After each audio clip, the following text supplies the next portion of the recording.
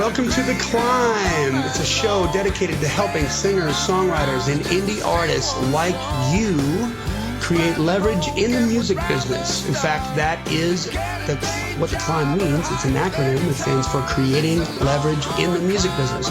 Let me introduce you to my lovely co-host and my good friend, Mr. Brent Baxter.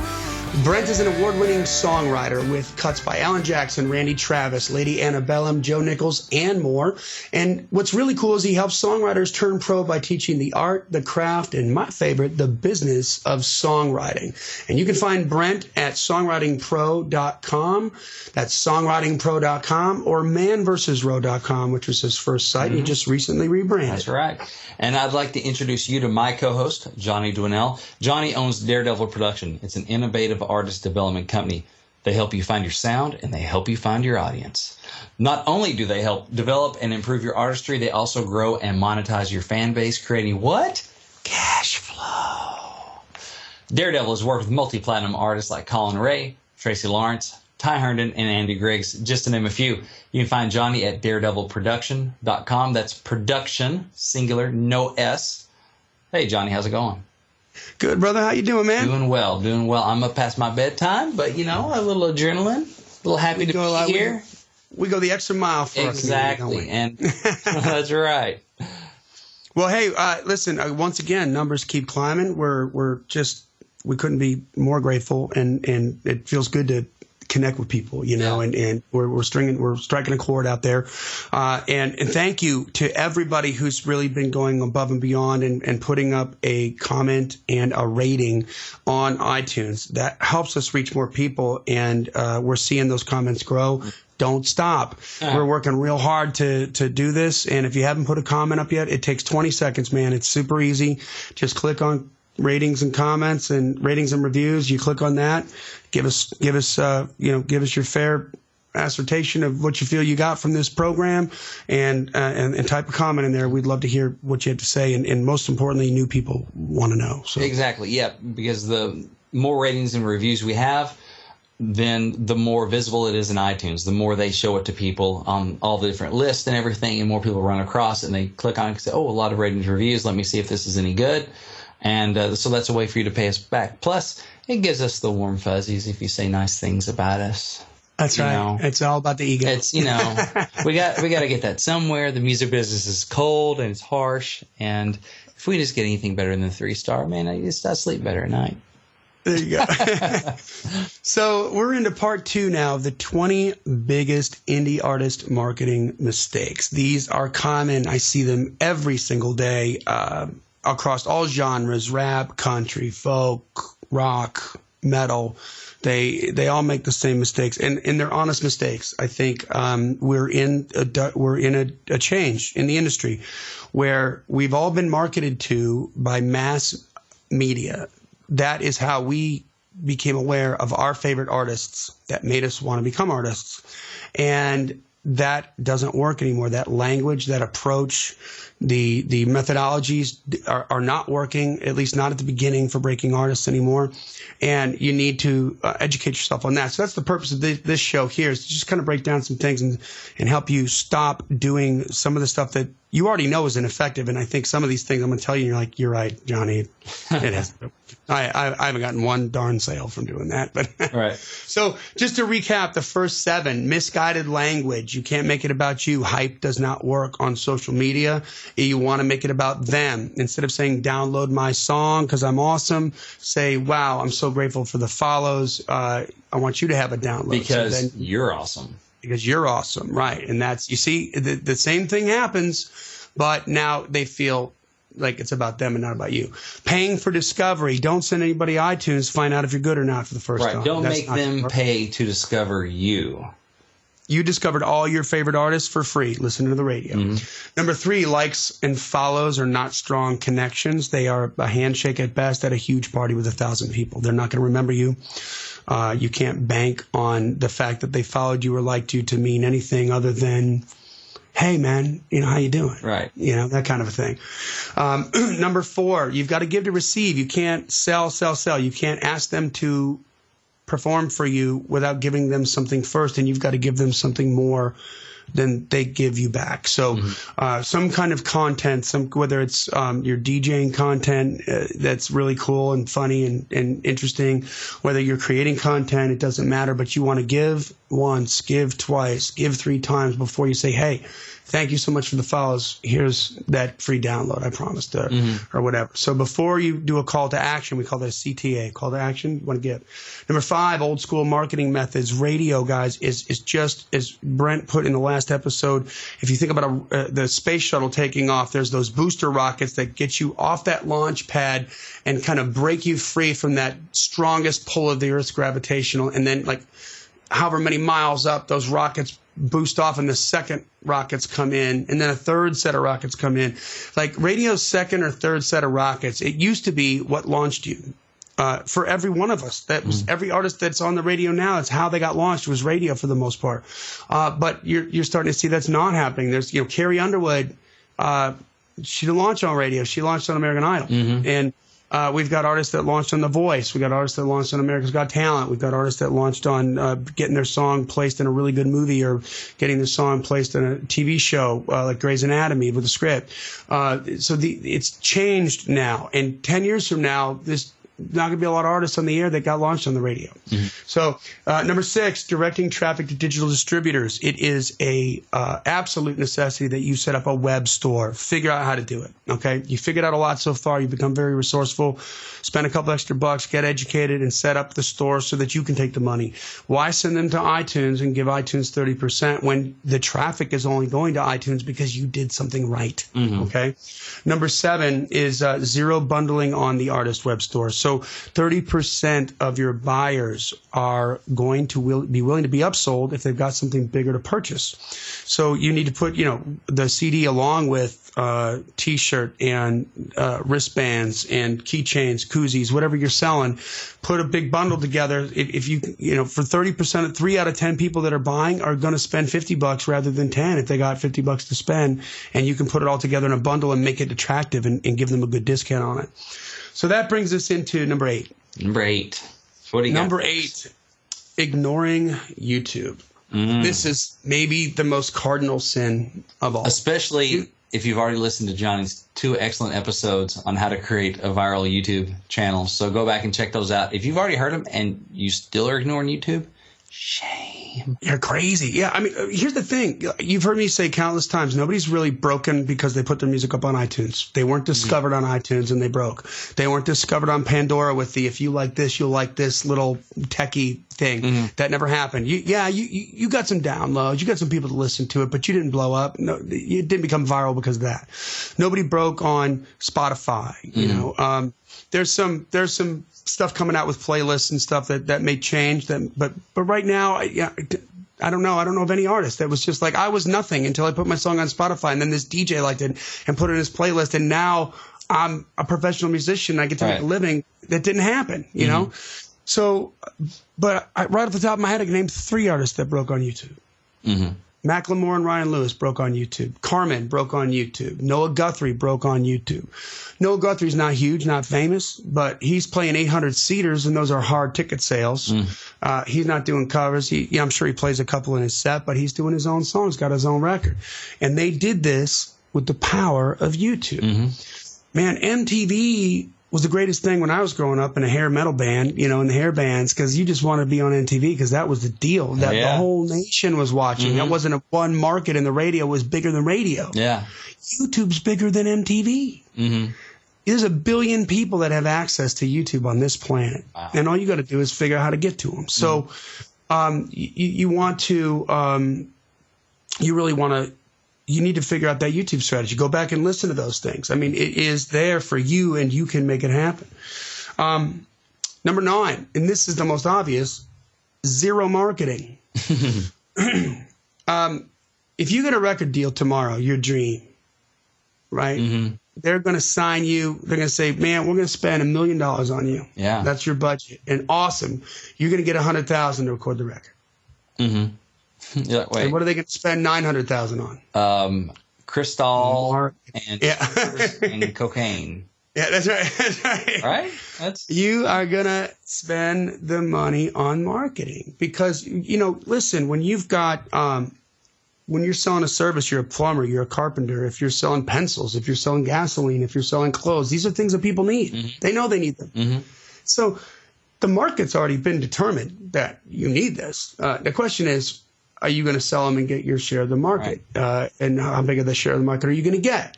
But music, you talk to anybody, I don't need any music. Yeah. I got my music. I'm good. Right. I'm set up. I'm all set up. Right. So you're selling something they don't need, they don't want. And until you figure out how to get that hook of yours inside their head to where they do want it and they do need it, they don't need it. Right. And so marketing is how that happens. And it requires a pantload of marketing. So here's the recipe. 90% marketing of the budget, 10% recording. If you flip-flop those, it's not going to work. And you're going to be frustrated. I liken it to baking a cake. If you bake a cake, there's 3 cups of sugar and a pinch of salt. Mm-hmm. What if you flip-flop those? You're not getting. What if you had 3 cups of salt and a pinch of sugar, and then you made it, and you're like, and then you just went around to all your friends just complaining about how crappy the cake tastes. Cake's different now. It tastes different. It's crappy. It's political. It's salty. Yeah. So they don't want me to make good cake, and you've come up with all these reasons why. No, you put too much darn salt in the cake mix, right. And you screwed up the recipe. That's the major cardinal issue, So you got a lot, but if instead of doing the full CD, man, do one song and spend the rest of the budget we're going to spend on the CD marketing it. I mean, with Bailey James, the marketing started well before the record came out. A year and a half before we released the record. Yeah. We were marketing her every day on social media. Right. I mean, and I hear that too. I got a record.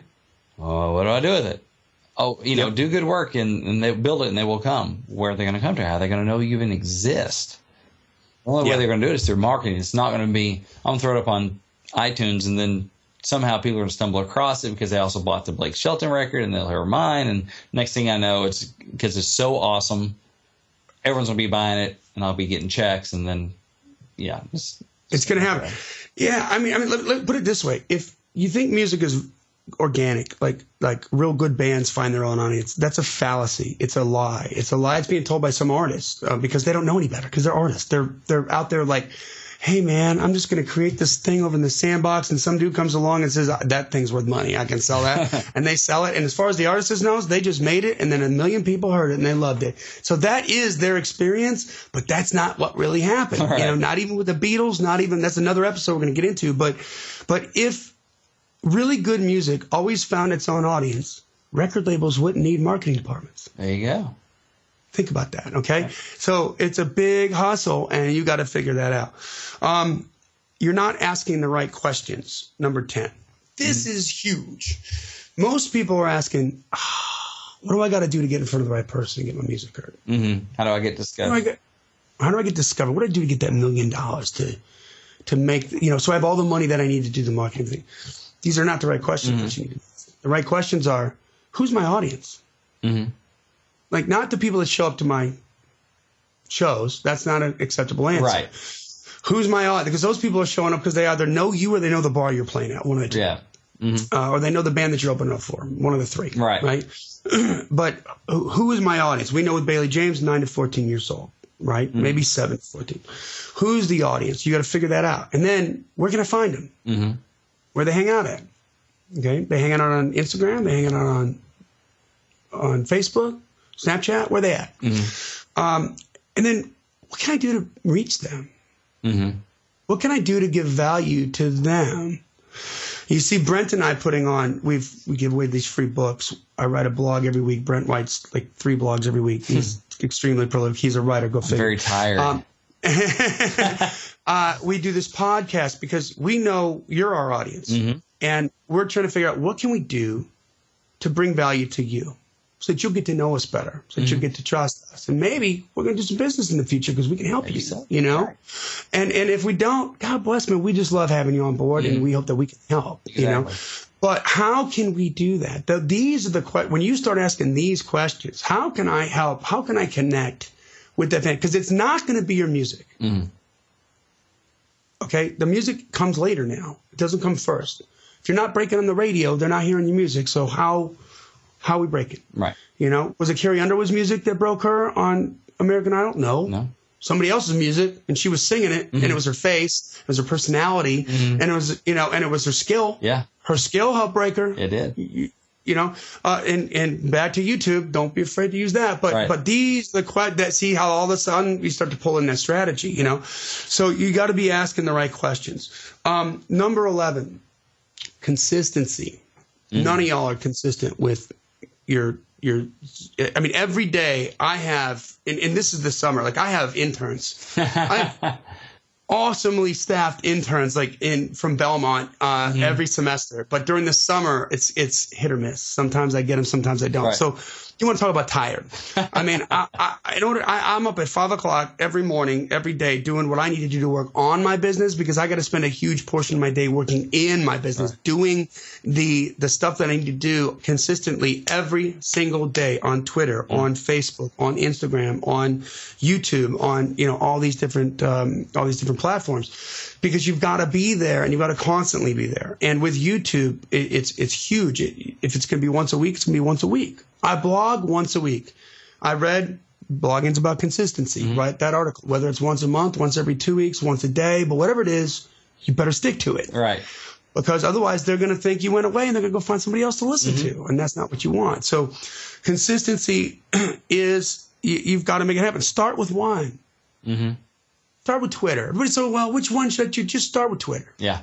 Get the free download. Start with Twitter. Read about the book. Get started on that. Once you get that going and you get a groove going, you're going to make some room for the second one. Right. Then you're going to make some room for the third one. And next thing you know, you're going to be doing all 3 or 4, and it's going to be second nature, but you've got to work it in with the first one. You know, the dentists say with people who never floss their teeth, they're like, and it's like too overwhelming. Look, start with just the front ones. Right. Just do those. Start small. Build a habit. Just 1 week. Yeah, 1 week. Just do all your front teeth every single day.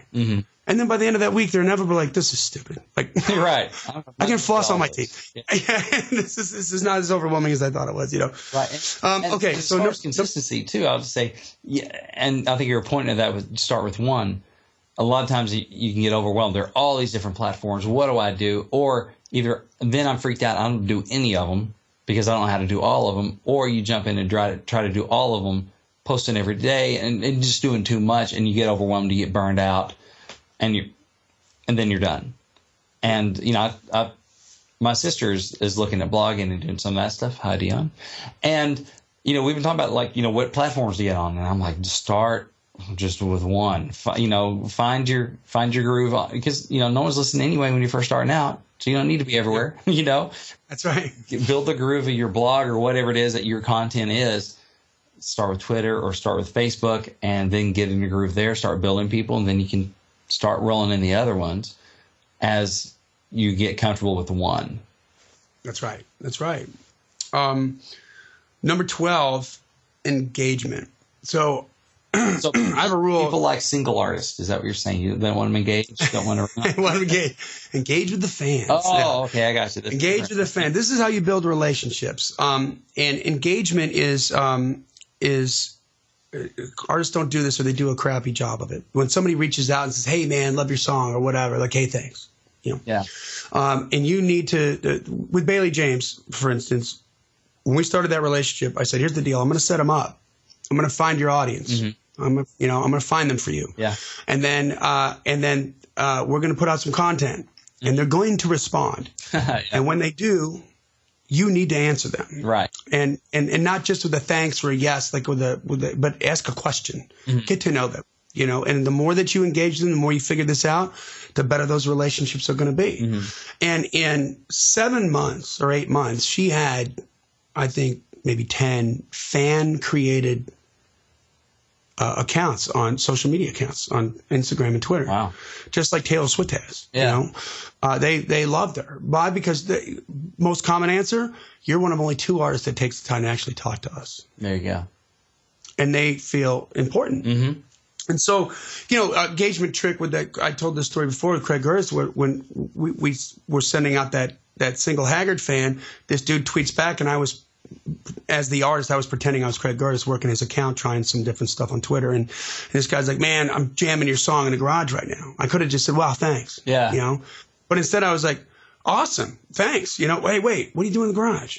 Yeah. A question that requires a response. Was his mind blown that he thought like a really big artist just responded to him? Yes. Mm-hmm. So he was like, dude, I'm drinking beers, cranking Haggard fan, and minding my grill. And I was like, dude, that's awesome. What you know what you're doing with that thing? Another question. Yeah. What's he talking about?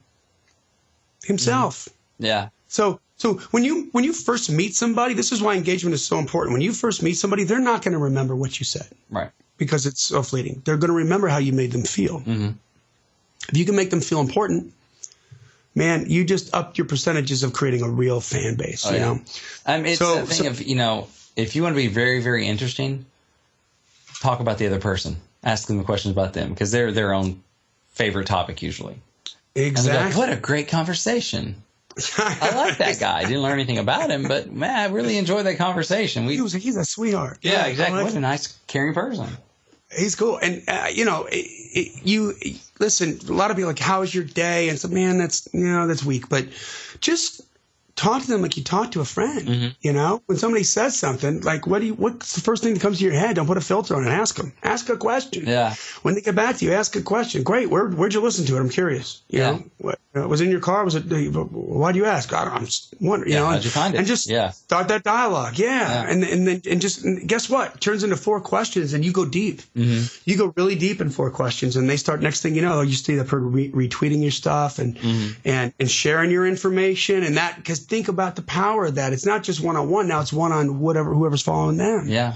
So that's why engagement is just so that first connection leads to all that, 1,000 points of light. All right. So finally, for this episode, number 13 is a lack of aggression.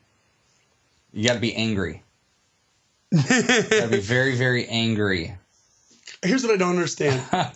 That's why I'm not an artist. I have no idea. This makes me aggressive. This makes me angry. Mm-hmm. You can't possibly think that it's a good strategy to be antisocial on social media. Right. Called social media. You've got to talk to people. Yeah. I was watching Gary Vaynerchuk, who you may not be familiar with him, built up a little family wine business in New Jersey into this multi-million-dollar online business through Twitter. Okay. YouTube. He started that YouTube channel. I'm sorry, YouTube Wine channel. Library TV. Yeah. That's right. Forgive me. YouTube. But then Twitter, he's like, man, I'll spend 5 hours jamming with somebody on Twitter about some cool topics or whatever. Mm. And he turns that into sales. I mean, it's just about reaching out. Like, think about when I was an artist, my manager, Barbara, we get done with the show and I go backstage and I kind of hang out and, unless there was some girl I want to talk to out front, I would hang out backstage and she would come back there. What the hell are you doing? Mm-hmm. Get out there and work the room. That's your job description. I'm like, right. So I get out there and and you know what? I can talk to anybody. So I'm out there having a good time. Mm-hmm. Like, what's going on? And if you're an artist, you better have some kind of component of that, that being able to relate to people. And I, do that on Twitter, mm-hmm. Do that on Instagram, respond to everybody, look at your comments and respond to them. Mm-hmm. And even if they just say thumbs up, give them a thumbs up back and say, hey, thanks for reaching out, man. Yeah. And what if everybody that responded gave you, a thumbs up or that little 100 or whatever on Instagram and you're like, wow, thanks. You know what? Here's another song for free just because you responded to me. Yeah. God bless. Go to this, and just take it a level deeper and just really make them feel like they're part of the crowd. You've got to interact with people. You've got to be, you can't be the mysterious artist on high. Mystery is history. It doesn't work. They want more. And even famous artists are feeling it. There's a reason Jason Aldean, who's great, who is, sells out arenas. I mean, this dude he is an iconic country artist for a reason. Mm-hmm. I love a lot of his tunes, man. But he can barely crack 1 million in record sales, and Taylor Swift can sell 8.6 million records. Yeah. Because she gets out there. Okay, so that's the difference. So that brings go ahead. A quick story on that. I mean, we both know Rick Barker, who was Taylor's manager. He, the Stage One rocket that got her off the ground and did a world of good for her. And, we were talking to him, and I'm sure he's told you the same story, but, Taylor's like, I want to sell 1 million records. He's like, well, then we need to shake 1 million hands. Yeah, we need to meet a million meet people. a million people and connect with them. Yeah. Yeah. And that is absolutely the truth. I love Rick. I wrote the foreword in his book that he has $150,000 music degree. They asked me to do that. I was honored to do that. And, whenever I'm around Rick, like, I just try to get him talking because I just shut up and take stuff from him. Like, he's super smart. But, you've got to talk to the people. Now, there's a little value bond there. Like, I've had several conversations with Rick about this. He used to do this with Taylor when they were out playing the clubs in the beginning. He would make Taylor say at the end of the show, "Hey, y'all, I really enjoy playing for you. If you want to get to know me, I'd love to get to know you. I'm going to be right down over there by the merch table and come on over and say hi and get a picture or whatever." And she would invite them to come over, and they would come over and they would want to say hi, but she invited it. Yeah. And she started building that up. And that was not a big stretch from what she was already doing online, which was reaching out to people on MySpace and trying to connect that way and finding out what they wanted to hear about those kids. And they did that. So, man, you got to do it. Is, I've met her before, and that's just how she operates. Like, that's not. I don't think that's forced. I don't think, or if it is, it's so second nature. I was at the NSAI Awards a couple of years ago, the Songwriters Hall of Fame, National Songwriters induction thing, and she was helping sing in Allen. I'm back working the green room, and she and her mom are back there. And the bodyguards are all outside. But, I'm hanging out talking to Alan's nephew because we know each other a little bit. And we're just talking about our kids and stuff. And I'm like, we just had my son. His name's Ozark. We call him Ozzy. And then, she's just kind of sitting there, looking at her phone or whatever. She's like, "What? Ozzy? Oh, that's a cool name." Because we're just kind of standing there talking, and we're like, "Oh, thanks," And so I got to call, text my wife, like, "Taylor thinks our son's name is cool." But, and then next thing you know, she's showing us like this picture of these dreaming cats hugging on YouTube. He's like, "Oh, this is so cute," and she doesn't know me, and right. I don't have anything to offer her. She was just being friendly. Yeah, she was the life of the party. Yeah, just being nice, just cool, and yeah. So I'm telling the story right now. So look, it worked. Yeah, and now here's the question: how did that make you feel? It made me feel cool. Like, I got to be cool to my wife. First words out of her mouth was something great about your son. Yeah, because I wasn't. There's nothing closer to your heart than your kids. Yeah. And just like that, it was about it's something about me made me feel special. Yep. I wasn't approaching her because I'm just working the green room. I'm not here to bug the people. I don't whatever. Yeah. And so she initiated. She was just kind of listening as we were talking. And it was like, "Oh, wow, thanks. Wow. Okay." Other artists that came in the green room, totally different vibe. It was like, almost creepy. Yeah, like, I'm staying far away. This is not a welcome. This is a velvet rope. Yeah. You know what's going on back there. And the stuff she does on Twitter when she does the Christmas present thing, she films herself all excited wrapping up the presents and everything, and then she delivers some of them, and then she films that, and they put that out there. And so there's a feeling, if you're a Taylor Swift fan, that she might come knock on my door sometime, but even if she doesn't, she did it for she's helping people out. She cares. Yeah. And that, my friends, is the new record business. It's Zig Ziglar, which is the salesman of all salesmen. Yes. You've heard me talk about Seth Godin. Zig Ziglar was Seth Godin's mentor. Okay, that's how far. That's OG, man. Right. And he's like, nobody is going to buy anything from you until they feel like you care about them, like you genuinely care about them. And you know what?